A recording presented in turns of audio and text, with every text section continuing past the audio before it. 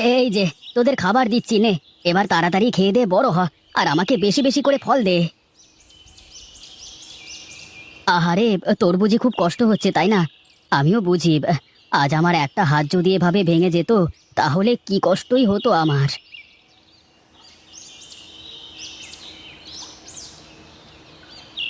এই তো সব গাছে সার দেওয়া শেষ, এবার যাই, বাড়ির দিকে যাই।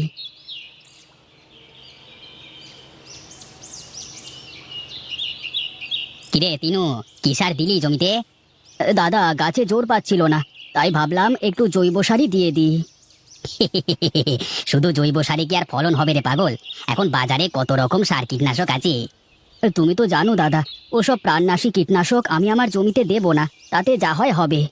দেখ, তোর যা ইচ্ছে কর, আমার বলবার দরকার আমি বললাম, তোর শুনবার হলে শুনবি, না হলে শুনবি না। তা বটে, কিন্তু তুমি কোথায় চললে এই রোদের মধ্যে? কোথায় আর যাব, দেখি জমিতে কলা গাছগুলোর কি অবস্থা। বেশ, চলো আমিও যাই, দেখে আসি তোমার কলা গাছের চেহারা কেমন হলো।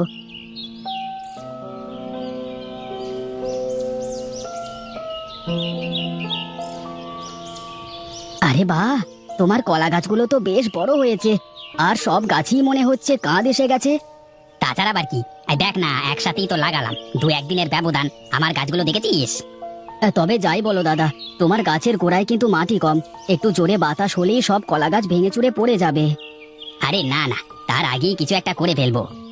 বেশ, তুমি তাহলে কাজ করো, আমি আগালাম বাড়ির দিকে, সেই সকালে এসেছি, খিদে পেটের মধ্যে কামড় দিচ্ছে।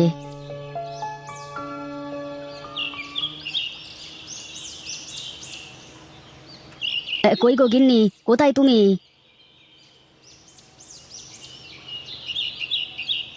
কি গো, কখন আসলে তুমি? এই তো আসলাম মাত্র, এসেই তোমাকে ডাকছি, কিন্তু কোনো সাড়া শব্দ তো পাই না। কি করে পাবে শুনি, আমি তো বাড়ির ভিতরেই নেই। সে তো দেখতেই পাচ্ছি যে পানি আনতে গিয়েছিলে, দাও দেখি, এক গ্লাস ঠান্ডা জল দাও দেখি। খালি পেটে পানি খেতে হবে না, এক কাজ করো, হাত মুখ ধুয়ে এসো, খাবার খাবে। তোমার সাথে আসলে কথা বলে পারা যাবে না গো, তুমি যা বলবে তা তো করতেই হবে।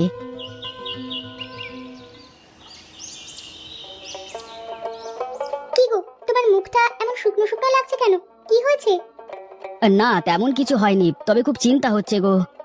এত চিন্তা করে কি হবে শুনি, শুধু শুধু ভেবে মাথা নষ্ট করা। সবার কলা গাছ কেমন তাড়াতাড়ি বড় হচ্ছে, কত বেশি ফলন দিচ্ছে, আর সেখানে আমার কলা বাগানে তো গাছই বড় হচ্ছে না ঠিক মতো। এত অস্থির হয়েও না তো, দেখবি ভালো কিছুই হবে। কি জানি কপালে কি আছে, আজকে নিধিরদার কলা বাগান দেখে আসলাম, কেমন কাঁদি এসেছে গাছে, আর আমার। অপেক্ষার ফল মিষ্টি হয়, শোনোনি তুমি? একটু ধৈর্য ধরে দেখবে ভালো কিছুই হবে।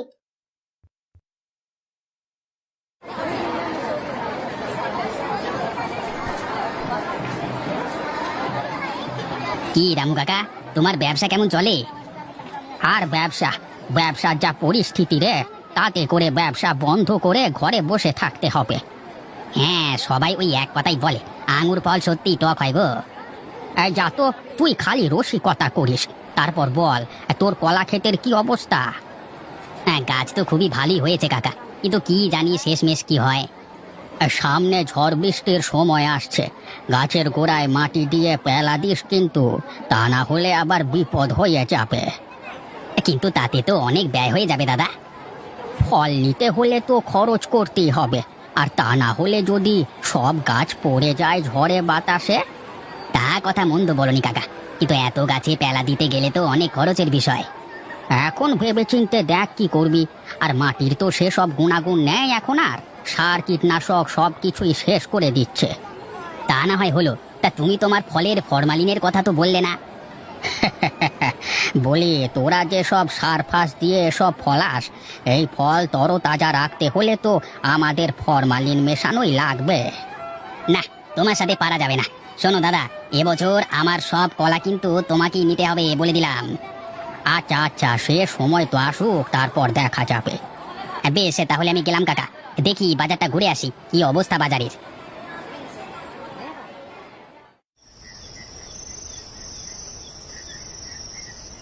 কি গো, তোমার কি আজকে উপোস নাকি? না, কেন? উপোস থাকতে যাব কোন দুঃখে? হ্যাঁ, না না, ভাবলাম হয়তো আমার মঙ্গল কামনায় ব্রত রেখেছো। আমার খেয়ে দে কাজ নেই, তোমার জন্য এসব করতে যাব?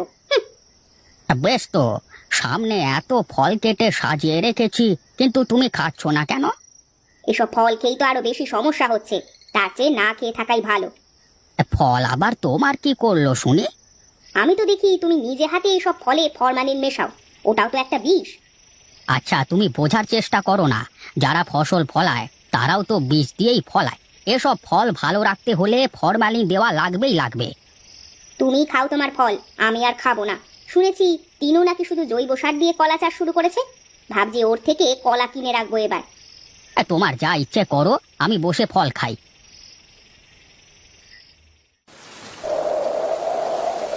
বুঝলে গিন্নি, বেশ জোরে জোরে বাতাস হচ্ছে। কে জানে জমিতে কলা গাছগুলোর কি অবস্থা। বেশি চিন্তা করো না, আমাদের গাছের কোনো ক্ষতি হবে না। তুমি কিভাবে জানলে যে আমাদের গাছের কোনো ক্ষতি হবে না? তুমি যা সবার মতো বিষ দিয়ে চাষ করো না, গাছের গোড়ায় মাটি আর কম উচ্চতার জন্য গাছের কিছুই হবে না। আমার তো চিন্তা হচ্ছে বেচারা নিধির দান নিয়ে, তার একটা গাছও খাড়া থাকবে না। বাজারের মানুষ কোথায় ঘুমাবে সে চিন্তা করে তোমাকে মাথা নষ্ট করতে কে বলেছে বলো তো আমাকে? তুমি সব সময় এমন স্বার্থপরের মতো কেন কথা বলো গিন্নি? তোমার ভেতরে কি মায়া দয়া কিছুই নেই নাকি? আছে তো, প্রচুর আছে, তবে সব জায়গায় আমার দয়া মায়া উথলিয়ে পড়ে না।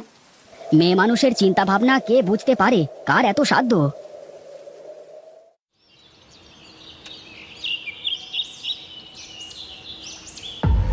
হায় হায় রে, এ আমার কি সর্বনাশ হলো! আমার যে সব শেষ হয়ে গেল। আগে জানলে তো সব গাছই পেলা দিয়ে দিতাম, এখন আমার কি হবে?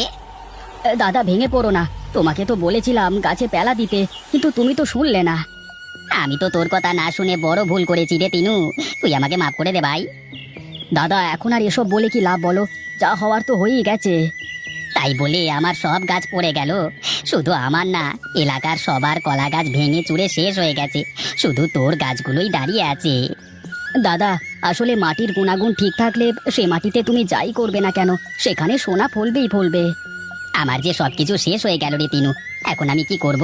কি করে এত দেনা দেব? এক কাজ করো দাদা, তুমি আজ থেকে আমার সাথে আমার জমিতে কাজ করো, ভালো ফলন হলে তোমার ক্ষতি পুষিয়ে দিতে পারবো। সত্যি বলছিস রে তিনু? আমার যে বিশ্বাস হচ্ছে না। দাদা, বিপদের সময় যদি মানুষের পাশে না দাঁড়াতে পারি, তাহলে আর আমার এত কিছু করে কি লাভ? সত্যি রে ভাই, তোর মতো করে যদি সবাই ভাবতো। নেনে চল, তোর জমিতে গিয়ে দেখি।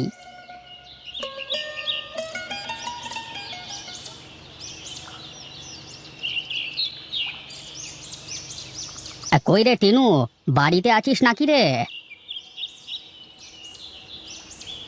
আরে রামু কাকা, তুমি তা কি মনে করে আমার বাড়িতে আসলে? এসো এসো। বলছিলাম যে এলাকায় এবছর ঝড়ের ক্ষতি তো সব জানিস, কোথাও কারোর জমিতে একটা কলা গাছও আসতো নেই। হ্যাঁ জানি তো, মোদ্দা কথা কি তাই বলো দেখি। আমি বলছিলাম যে এবছর তোর সব কলা যদি আমাকে দিতিস তুই। আমাকে মাফ করবে কাকা, আমি তোমার কাছে আমার জমির কলা বিক্রি করতে পারবো না। কিন্তু কেন? আমি কি দোষ করলাম বাবা? কাকা বাবু, আপনি তো ফলের সাথে ফরমালিন মিশিয়ে বিক্রি করেন, তাই আপনার কাছে আমাদের জমির কলা বিক্রি করা যাবে না। দেখলি তিনু, তোর সামনে তোর গিন্নি আমার সাথে কেমন করে কথা বললো। গিন্নি তো ঠিকই বলেছে কাকা, তুমি বরং অন্য কোথাও দেখো। বড় ভুল করলি রে তিনু, এর মাসুল তোকে দিতেই হবে কিন্তু।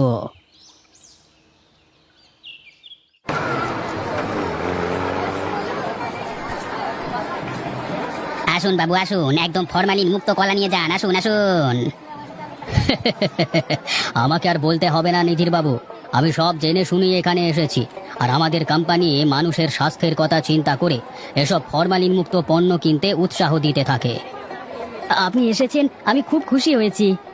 তিনুবাবু, আপনি আপনার জমির সব কলা আমাদের দিয়ে দেবেন। হ্যাঁ, এই নিন আপনার অ্যাডভান্স টাকা। শুনুন তিনুবাবু, এই কাগজে একটা স্বাক্ষর করুন। এখন থেকে প্রতি বছর আমাদের কোম্পানি আপনার নিকট থেকে সব ফরমালিন মুক্ত ফসল কিনবে। বেশ বেশ, এ তো খুবই ভালো কথা, তাড়াতাড়ি সই কর তিনু। এখন তাহলে আমি চলি তিনুবাবু, ভালো থাকবেন।